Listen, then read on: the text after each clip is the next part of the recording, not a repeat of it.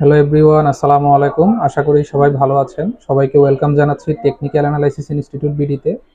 আজকের ভিডিওতে আমরা দেখব কিভাবে একটা চার্টে আপনারা সঠিকভাবে সাপোর্ট এবং রেজিস্ট্যান্স এরিয়া ড্র করতে পারেন। চলেন আমরা আমাদের ব্যাক ক্যামেরায় যাই।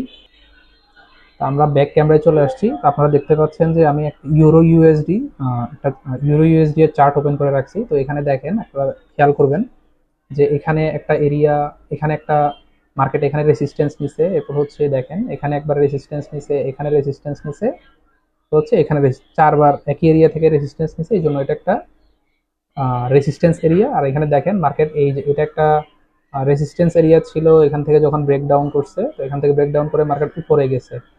উপরে যাওয়ার পর এই এরিয়াটা দেখেন এখানে এসে যখন একবার সাপোর্ট নিছে, তো আমরা এটাকে সাপোর্টের হিসেবে গণ্য করতেছি। দেখেন মাল্টিপল টাইম এখান থেকে সাপোর্ট নিয়ে মার্কেট আবার উপরে গেছে। তো আপনারা যদি সাপোর্ট এবং রেজিস্ট্যান্স এই রেক্টেঙ্গুলার বক্সের মাধ্যমে মার্ক করে যদি ট্রেডিং করেন, আপনার ট্রেডিং এ ইমপ্রুভমেন্ট আসবে। তো সবাই ভালো থাকবেন। পরবর্তী ভিডিও দেখার জন্য আমন্ত্রণ রইল।